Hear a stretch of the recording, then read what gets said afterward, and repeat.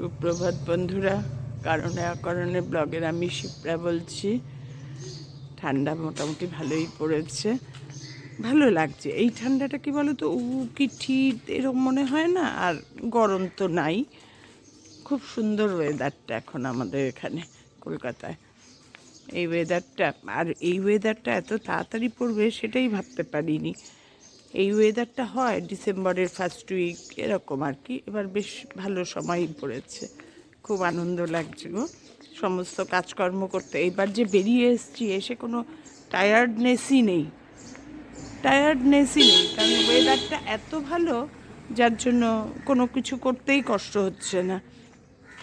শুধু এইটাই যে শরীরটা একটু খারাপ ছিল বলে উইকনেস একটু, কর্তার শরীরটা একটু বেশি খারাপ হয়ে গেছিলো বেড়াতে গিয়ে। বাড়িতে কিন্তু ওর শরীর আমার থেকে ভালো ছিল, বেড়াতে গিয়ে ও হঠাৎ ডিটোরিয়েট করে গেল। তো যাই হোক, এখন মোটামুটি ঠিকঠাকই আছি। তোমরা সবাই কেমন আছো? আমি ভালোই আছি, এখন চলছে ঠিকঠাক। সকালবেলায় ঘুরতে বেরিয়ে পড়েছি। আমাকে দেখো, দেখে মনে হচ্ছে ঠান্ডা পড়েছে।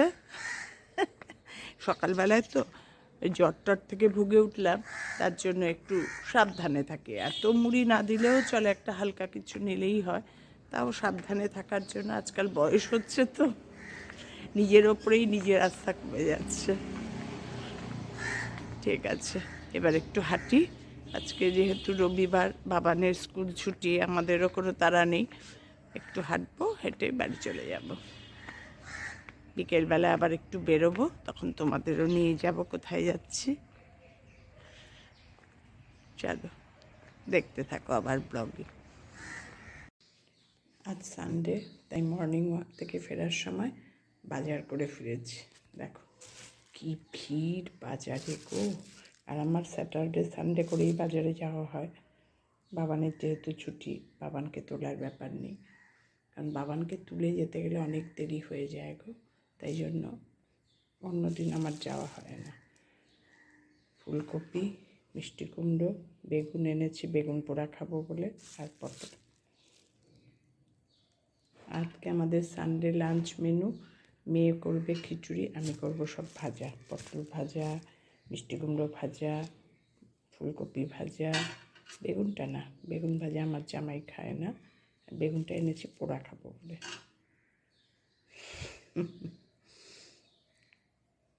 আজ আমি তোমাদের একটা ভেজ রান্না করে দেখাবো। কী বলো তো, ফুলকপি আর গোবিন্দভোগ চাল দিয়ে একটা সবজি করব।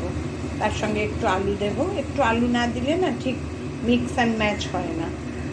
এবার কিভাবে করছি তোমাদের দেখাচ্ছি। কড়াইয়ে তেল দিয়ে দিয়েছি, তেল গরমও হয়ে গেছে। এবার দিয়ে দেব এলাচ আর দারচিনি, দুটো এলাচ আর একটু দারচিনি, থেতো করেই দিলাম, আর কিছু না। আর তার মধ্যে দেব হচ্ছে সাদা জিরে,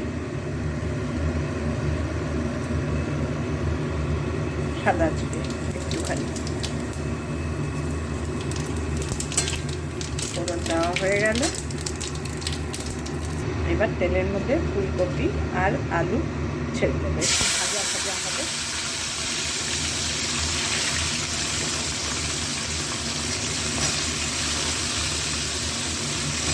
আর এই নুন দেবো না, আগে একটু ভাজা ভাজা করে নেব।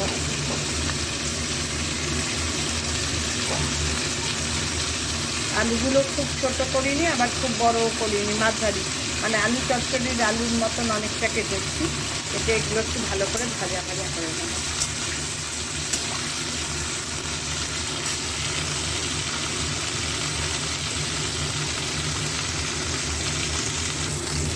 ফুলকপি আর আলুটা এরকম ভাজা ভাজা হয়ে গেছে। এবার এর মধ্যে গোবিন্দভোগ চাল ধুয়ে রেখেছি, ওটাও দিয়ে দেবো, দিয়ে ওটাকেও একটু ভাজা ভাজা করবো।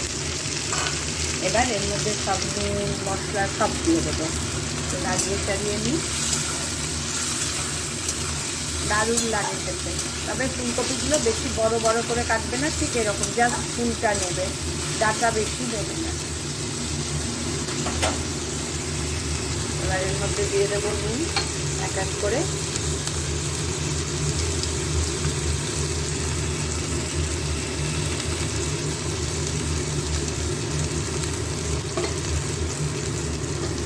দিয়ে একটু নাড়িয়ে দিই।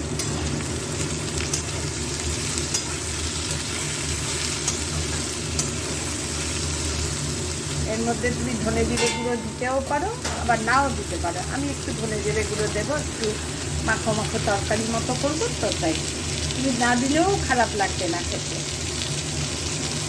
এবার এর মধ্যে দিয়ে দেবো আদা গ্রেটারে গ্রেট করে রেখেছি, আর কাঁচা লঙ্কা, আর একটা মিক্সিং বানিয়ে রেখেছি, ধনে জিরে গুঁড়ো, হলুদ আর কাশ্মীরি লঙ্কার গুঁড়ো সব দিয়ে দিলাম মশলা। এবার একটু কষানো হবে, কষিয়ে তারপরে জল দিয়ে সিম করে ঢেকে দেবো। ফুলকপিগুলোও সিদ্ধ হবে, চালও সিদ্ধ হবে।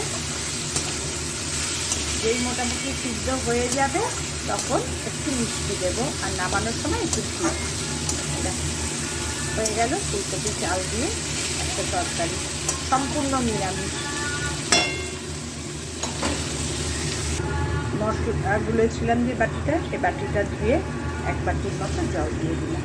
এবার ঢেকে গ্যাসটা সিম করে, একবার উঠলে যাবে, তারপরে গ্যাসটা সিম করে হতে দেবো। ফুলকপিগুলোও সেদ্ধ হবে, চালও মোটামুটি সেদ্ধ হয়ে যাবে, খুব মাখো মাখো হবে না, গোটা গোটা একটু থাকবে। এরপরে দেখাচ্ছি তোমাদের কী কন্ডিশন হয়। এবার ঢেকে দেব, যে একটা উতলান উঠে যাবে তারপরেই গ্যাসটা সিম করে দেব।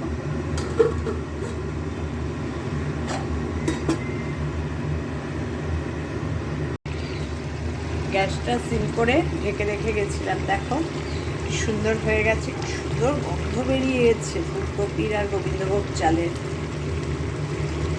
আর একটু ঝোলটা শুষে শুষে যাবে, ব্যাস অফ করে দেব। এত ভালো লাগে না খেতে এই গোবিন্দভোগ চাল দিয়ে ফুলকপিটা, তোমরা একবার বানিয়ে খেও, একদম নিরামিষ। আমি এইভাবে বানিয়ে, মানে ফুলকপি করলে না এমনি হয় রোস্ট করি, না গোবিন্দভোগ চাল দিয়ে এইভাবে করি, মানে খুবই প্লেন ফুলকপি আমি খুব কম করি, আমার ভালো লাগে না। আর নামাবো যখন একটু ঘি দিয়ে নামিয়ে নেবো, ব্যাস। এখনই দিয়ে দেবো, একটুখানি ঘি দেবো, বেশি দেবো না, খুব একটা বেশি দেবো না, ব্যাস। এত টেস্টি হয় খেতে না, আর খুব একটা ঝোলও মানে কম করবো না। এখনই ঢেকে গ্যাসটা অফ করে দেবো, কারণ কি আলু আছে, চাল আছে, জল অ্যাবজর্ব করে নেবে, এতেই হয়ে যাবে। আমার হয়ে গেল ফুলকপি দিয়ে গোবিন্দভোগ চাল দিয়ে সুন্দর একটা তরকারি। এর মধ্যে মটরশুঁটি থাকলে দিতে পারো, ভালোই লাগবে, মটরশুঁটিটাই ভালো লাগবে, আর কিছু না। আজকে ভিডিওটা তাহলে এই সুনীলদার বাড়িতে এসেছি, দোলার বিয়ে, তাই দোলাকে একটু দেখতে, অনেক বড় হওয়ার পর তো আর দোলাকে দেখিনি, ছোটবেলায় দোলাকে দেখেছি। ব্যাসডেতে যাওয়ার পরেই আরও বেশি মনে হলো যে এবার যাবই যাব। হ্যাঁ, আমি ওখানেই রত্নাকে বলেছি সানডেতেই যাব তোমার বাড়ি, আর না হলে আর হবে না। এসেই মেয়েকে বলেছি টাইম অ্যারেঞ্জ করে আমাদের পৌঁছে দিয়ে আসবি। আচ্ছা ঠিক আছে। আমার গুন্ডাকেও দেখো, সেও এসছে।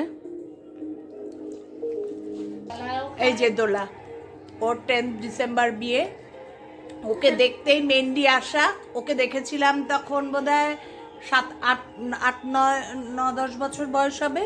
মোগলসরাই আমরা গেছিলাম, আমিও তো মোগলসরাই থাকতাম, ওরাও ছিল, কিন্তু আমরা চলে আসার পর আবার গেছিলাম, তখনই দোলা এরকম বড়, 10-11 বছর বড় হবে। তা এখন তাই দোলাকে একবার একটু দেখতে আসলাম, এরপরে তো বউ সাজে দেখবো। দোলাকে তো পাওয়া মুশকিল, এখন তো সবাই বুড়ো ভাত খাওয়া, আর 10-12 দিন বাকি, 12-13 দিন। তাই জন্য বললাম যে ঠিক আছে, আমি একটু তোমার ফটো তুলে নিই, এটাই স্মৃতি থাকবে, বলো। দেখবো আর ভাববো দোলার বিয়ের আগে গেছিলাম। মা বাবার কিন্তু খুব মন খারাপ, আবার খুব আনন্দ।